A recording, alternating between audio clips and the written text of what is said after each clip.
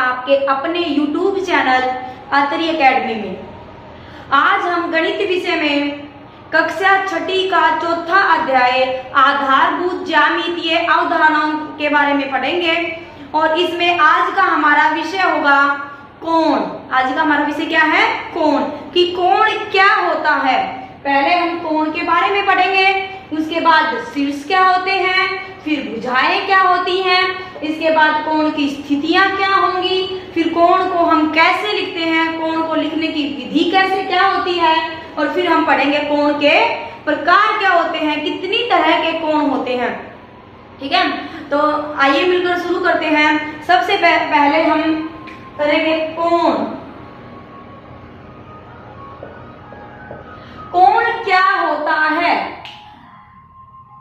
एक उभयनिष्ठ बिंदु से प्रारंभ होने वाली किरणें कोण का निर्माण करती हैं। क्या हुआ कि ये मैंने O एक उभयनिष्ठ बिंदु ले लिया और इससे प्रारंभ होने वाली एक किरण है OA और दूसरी किरण है OB। तो यहाँ इनसे क्या बनेगा? इसको आप क्या बोलोगे? कोण। क्या बन गया ये? कोण। कि उभयनिष्ठ बिंदु से प्रारंभ होने वाली किरणें किसका निर्माण करती हैं? कोण का निर्माण करती हैं। क्या हो गया? ये आपके पास कोण है। ठीक है, या फिर आप कह दीजिए जब दो रेखाएं एक उभयनिष्ठ बिंदु पर एक दूसरे को काटती हैं तो एक कोण बनता है। मान लीजिए यहाँ से ये आपके पास A और ये B कोई भी लाइन रेखा है और दूसरी ये कट गई और ये मेरे पास P और क्या वो दूसरी लाइन है। तो यहाँ पर ये क्या बनेगा? यहाँ मैंने जहां पे ये दोनों रेखाएं एक दूसरे को काट के उसको बिंदु O ले लिया तो यहाँ पे क्या बनेगा आपके पास? कोण। यहाँ पर भी कोण होगा, यहाँ पर भी कोण होगा और यहाँ पर भी कोण होगा। इसीलिए कोण की क्या परिभाषा हुई कि उभयनिष्ठ प्रारंभिक बिंदु वाली दो किरणों से क्या बनता है? एक कोण बनता है। अब ये तो हो गया आपके पास, इसको आप क्या बोलोगे? कोण पहले। उसके बाद जहां पे दोनों किरणें एक दूसरे से मिलती है या कह दो कि वो उभयनिष्ठ प्रारंभिक बिंदु क्या होगा? उस उभयनिष्ठ प्रारंभिक बिंदु को हम क्या बोलेंगे? शीर्ष, वर्टेक्स। क्या होता है ये? शीर्ष बोलेंगे इसको हम। जहां पे ये दोनों किरणें स्टार्ट होती हैं या जहां से दोनों किरणें शुरू होती हैं, इसको आप क्या बोलोगे? शीर्ष। अब कोण का निर्माण किन से हुआ है? इन दोनों किरणों से हुआ है। तो ये दोनों किरणें क्या होंगी? ये इस कोण की भुजाएं होंगी। ये क्या है? भुजाएं। क्या होगी? ये एक भुजा है और ये भी क्या है? इस कोण की भुजा। मैं एक बार फिर से बताती हूँ आपको कि जहां प्रारंभिक उभयनिष्ठ बिंदु है, यहां से शुरू होने वाली दो किरणें क्या करती हैं? कोण का निर्माण करती हैं। ठीक है, और जो उभयनिष्ठ जो प्रारंभिक बिंदु है ये होगा आपके पास शीर्ष, और जो किरणें हैं OA और OB यहाँ से शुरू हो रही है तो ये एक किरण है OA और दूसरी किरण है OB। इनको हम क्या बोलेंगे? ये कोण की भुजाएं हैं और वो बिंदु है जहां से ये किरणें शुरू हो रही हैं वो क्या होगा? शीर्ष होगा। क्या होगा? शीर्ष होगा। किसका होगा? कोण का शीर्ष होगा। ठीक है, तो ये आपको समझ आ गया। इसको आप क्या बोलोगे? कोण। क्या होगा ये? कोण। अब हमने पढ़ लिया कोण क्या होता है, शीर्ष और भुजाएं। अब हम पढ़ेंगे कोण की स्थितियां। कोण की स्थितियां मतलब क्या हुआ? मैंने यहाँ पे ये एक कोण बना दिया और ये है, मैंने लिया इसको P, ये O और यहाँ पे बन गया Q।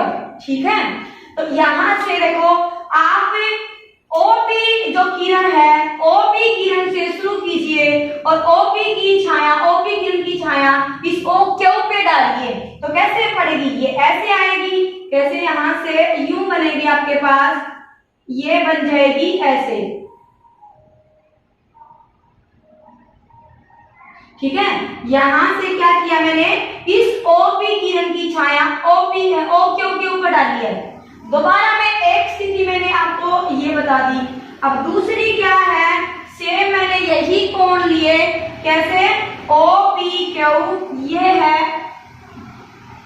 ओ और यहाँ पर है क्यू और ये है, ये आ जाएगा आपके पास पी और ये ले लिया पी। अब दोबारा हमने क्या किया, ओ क्यू की छाया ओ पी पर डाली, तो कैसे होगी, यहां से शुरू होगी और ये ऐसे चलेगी।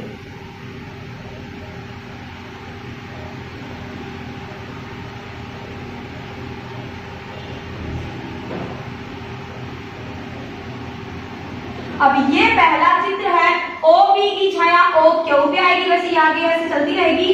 दूसरे में ओ क्यू की छाया ओ पी पर डालती, तो इन दोनों का उभयनिष्ठ भाग क्या होगा, इनका उभयनिष्ठ भाग मैं यहां बनाती हूं। ये जो भाग है तीसरा भाग, ये इन दोनों का उभयनिष्ठ भाग है। ओपी की छाया ओ क्यू पे आई, इसमें ओ क्यू की छाया ओपी पे आई, और ये है जो इन दोनों का उभयनिष्ठ भाग है। वैसे तो आप इस भाग को और भी ऐसे बढ़ा सकते हैं और ये अनंत तक चलता रहेगा, इसी तरह से इसको भी बढ़ा सकते हैं और इसी तरह से इसको भी बढ़ा सकते हैं, ठीक है ना। तो ऐसा नहीं कि सिर्फ इतना ही भाग होगा, ये भाग कितना होगा, अनंत तक बढ़ सकता है इन तीनों आकृतियों में, ठीक है। तो ये हो गया उभयनिष्ठ भाग। तो इस भाग को आप क्या बोलोगे, ये कौन सी स्थिति है कोण की, ये है अंतः भाग। आप इसको क्या बोलोगे, ये वाला जो भाग है आपके पास ये होगा अंतः भाग,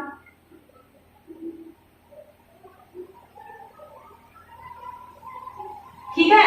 और ये जो यहाँ पर है या यहाँ पर है उसको क्या बोलोगे, बहिर्भाग। ये होगा आपके पास बहिर्भाग, जो इन दोनों के जो ये कोण है इन दोनों के बीच में, दोनों किरणों के बीच वाला हिस्सा है वो होगा अंतर्भाग। दोनों किरणों से या इसके इस साइड हो या इसके इधर हो, इन दोनों किरणों से बीच वाले को छोड़ के जो इधर वाला हिस्सा वो क्या होगा, बहिर्भाग। ये जो भाग है ये सारा क्या होगा, अंतर्भाग होगा, ठीक है। और इसके बाद अगर यहाँ पर ले ले, यहाँ पे कोई बिंदु ले ले और यहाँ पर कोई बिंदु ले ले, यहाँ ले ले, तो वो क्या होगा, कोण पर बिंदु होगा, कोण की परिसीमा पर स्थित बिंदु होगा। वैसे कोण के दो ही भाग होते हैं, एक हो गया अंतर्भाग और इधर वाले भाग को आप क्या बोलोगे, बहिर्भाग। बाई चांस हमारे पास यहाँ बिंदु दे दे तो वो क्या होगा, कोण की परिसीमा पर स्थित बिंदु होगा, ठीक है। ये होगी आपके पास कोण की स्थितियां। इसके बाद है कोण को कैसे लिखेंगे, हमने कोण पढ़ लिया, ये कोण है P और यहाँ पर कोण O बनेगा और ये है Q। यहाँ पर जो कोण है मैं उसको कैसे लिखूंगी कि ये कोण Q है, कैसे लिखने हैं, देखो या तो बोलोगे आप कोण O, इसको लिखने का तरीका क्या है, ये है कोण का चिन्ह, ठीक है। जैसे ऐसे बनता है ना, तो सेम ये तो बन जाएगा कोण का चिन्ह। और आप बोलोगे चाहे तो आप इधर से शुरू कीजिए P O Q, जहां पर कोण होता है उस बिंदु को बीच में लेना है। इसका सबसे जो मेन पॉइंट है, सबसे जरूरी जो आपके पास पॉइंट है वो क्या होगा कि जिस बिंदु पर कोण स्थित है उसको बीच में लेना है। चाहे आप इधर से शुरू कीजिए P O Q, आप इसको क्या बोलोगे, P O Q बोलिए, या फिर इधर से शुरू कर लीजिए, दूसरा इसको क्या लिख सकते हैं, Q O P। ये दोनों एक ही चीज है, ऐसा नहीं कि ये अलग है और ये अलग है। आप इनके बीच में क्या या लिख सकते हो कि ये दोनों एक ही, चाहे इधर से शुरू करो P O Q बोलिए या फिर Q O P बोलिए। जो इसमें मुख्य बिंदु है वो ये ध्यान रखने वाला है कि जिस बिंदु पर आपके पास कोण स्थित है उसको बीच में लेना है, चाहे शुरू यहाँ से कीजिए या फिर यहाँ से कीजिए, ये दोनों ही ठीक होंगे, ठीक है। हमारे पास यहाँ पे चाहे तो बोलिए P O Q या बोलिए Q O P। ये है कोण को लिखने का तरीका, कोण को हम कैसे लिखेंगे, ठीक है। अब हम इसके बाद पढ़ेंगे कोण के प्रकार। कोण कितने प्रकार के होते हैं, आपके पास जो मेन हैं जो आपकी कक्षा में आएंगे वो है कोण 3 प्रकार के होते हैं। कौन से? ये कोणों का पहला प्रकार है न्यून कोण, दूसरा प्रकार है समकोण और तीसरा प्रकार है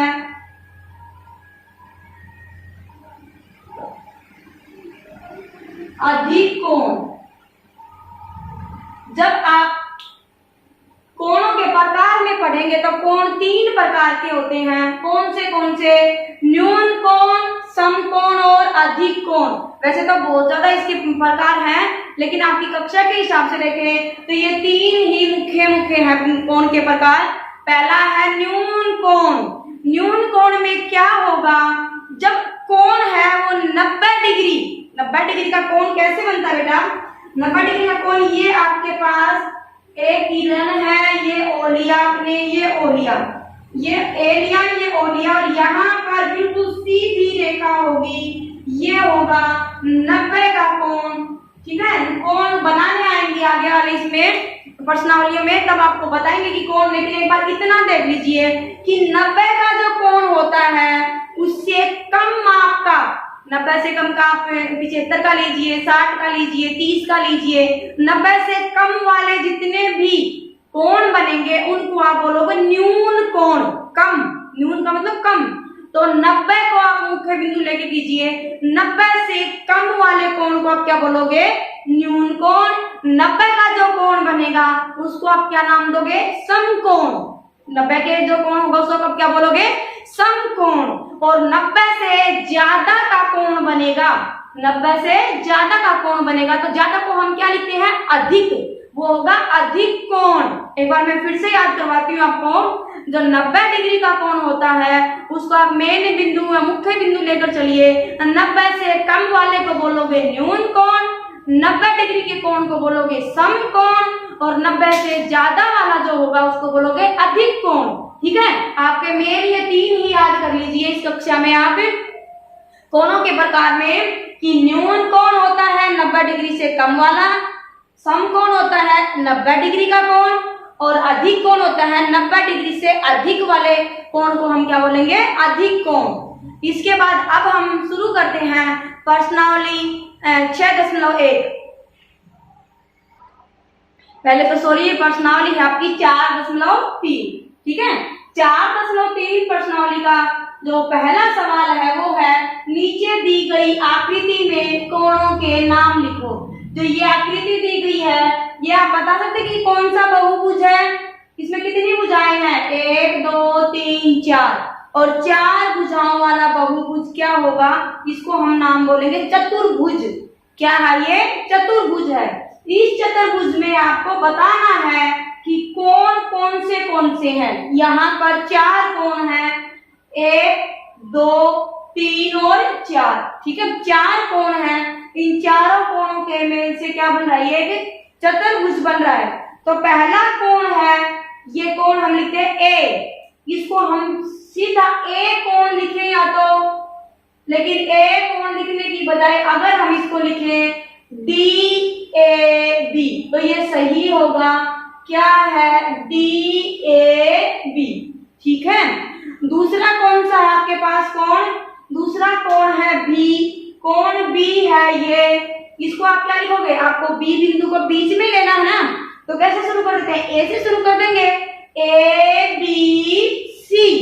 इसको या तो आप बोलिए कोण बी या बोलिए ABC।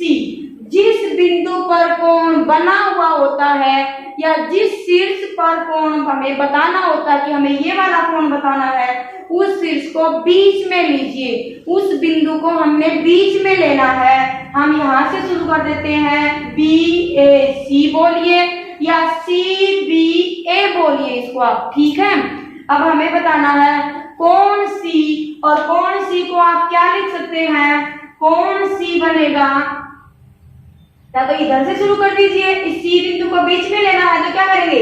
BC क्या लिखेंगे, बी सी डी बोलिए, या फिर बोलेंगे हम डी सी बी। मतलब चाहे इधर से स्टार्ट कर दो चाहे इधर से कीजिए, इस सी बिंदु को बीच में रखना है।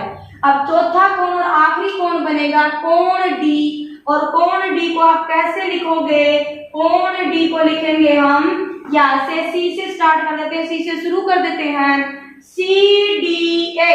क्या बनेगा, सी डी ए बोलिए, या फिर आप लिख सकते हो यहाँ से ए डी सी, चाहे आप इधर से घूम जाओ, ए डी सी या सी डी ए।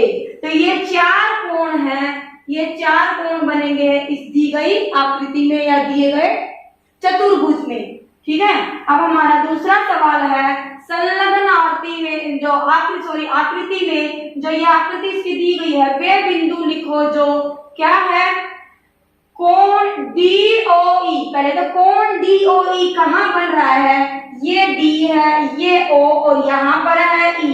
ठीक है, तो किस कौन से वाले कोण की बात कर रहा है, इस वाले कोण की, जो ये वाला भाग है इसका, किसकी बात कर रहा है, क्या है, कोण DOE के अभ्यंतर में स्थित है।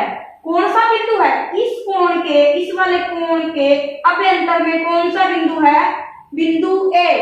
यहाँ पर कौन सा बिंदु है, जो भाग 2 है इसका पहला बनेगा, क्या बिंदु है, बिंदु A है। ठीक है, बताइए आप, आपको दिख रहा है कि कोण बन रहा है ये DOE, इसके अंदर कौन सा बिंदु है, बिंदु A। अगला भाग बनेगा EOF, कोण के बहिर्भाग में स्थित है, EOF। तो कौन से कोण की बात कर रहा है, इस वाले कोण की बात कर रहा है। इसका अब ये जो ये होगा अंतर्भाग, अभ्यंतर, और इसके बहिर्भाग में क्या है, ये रहा, इसके बहिर्भाग में कौन सा बिंदु है आपके पास, यहाँ से बिंदु है C, और इसके ये रहा बिंदु A, यहाँ से बिंदु आपके पास C, ये रहा A और ये रहा D। 3 बिंदु हैं जो कोण EOF के बहिर्भाग में है। तो कौन से बिंदु बनेंगे, यहाँ बिंदु कौन से हैं, पहले हम लिखेंगे बिंदु C, फिर लिखेंगे A और फिर लिखेंगे D। ये 3 बिंदु हैं जो कोण EOF के बहिर्भाग में हैं। 2 बिंदु इधर हैं और 1 बिंदु ये रहा। ठीक है, अब तीसरा जो C भाग है वो है EOF, जो कोण है, कोण EOF, इस पर स्थित बिंदु कौन सा है, देखिए आप, EOF के ऊपर स्थित बिंदु E बोल दिया, O बोल दिया, F बोल दिया। ये 3 बिंदु तो इसने खुद बताए हैं, तो बिंदु बचा कौन सा, बिंदु B। कौन सा बिंदु है, यहाँ से ये है बिंदु, थोड़ा सा इसमें बड़ा लिखती हूँ, बिंदु बनेगा B। तो जो C भाग बनेगा, तीसरा भाग है, इसमें आएगा बिंदु C, बिंदु B। ये क्या है, बिंदु B है। ये इस कोण EOF के ऊपर स्थित है, इस किरण के ऊपर है, ये है बिंदु B। तो बिंदु बनेगा यहाँ से B। अब तीसरा सवाल है, सवाल 3 है, 2 ऐसे कोणों की रफ आकृतियां खींचिए जिससे उनमें एक बिंदु उभयनिष्ठ हो, एक बिंदु जो दोनों कोणों में हो, दोनों कोणों में उभयनिष्ठ हो, उभयनिष्ठ यानी कि दोनों कोणों में कॉमन हो। और इसी का अगला भाग है कि ऐसे कोणों की रफ आकृतियां खींचिए जिससे उनमें एक किरण उभयनिष्ठ हो। देखो ये करते हैं, ये जैसे मैंने 2 कोण बना लिए, ये है कोण A और इसको मैंने दे दिया कोण 2।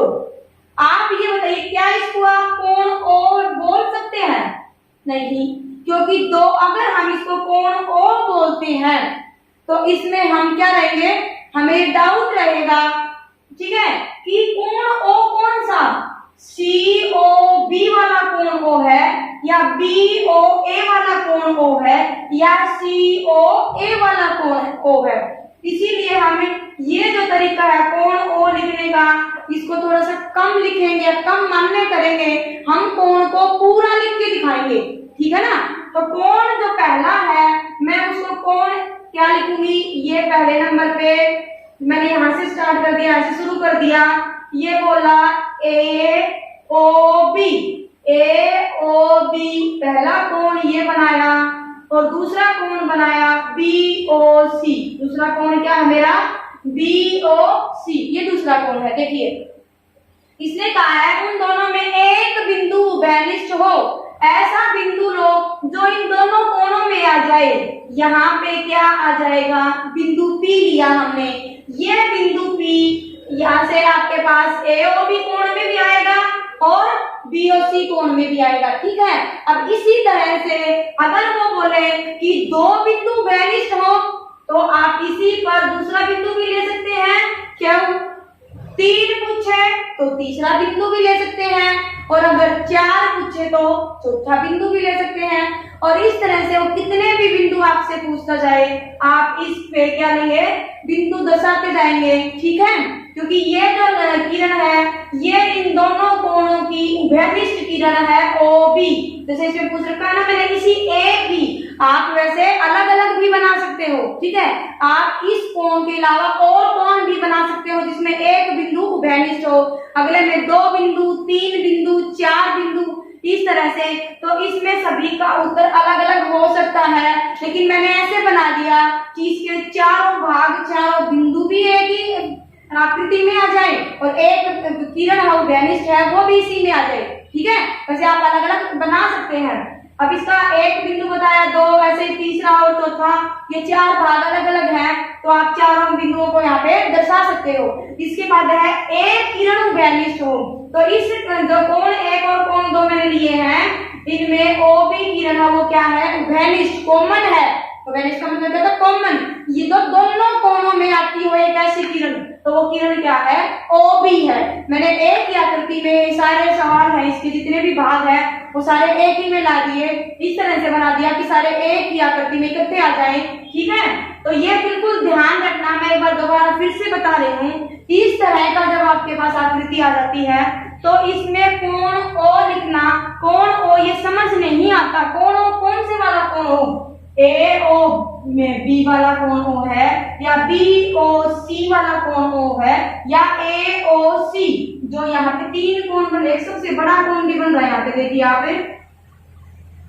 तो कोण O का मतलब ये तीनों ही कोण हो सकते हैं, ठीक है। तो ऐसे कोण O लिखना क्या होगा?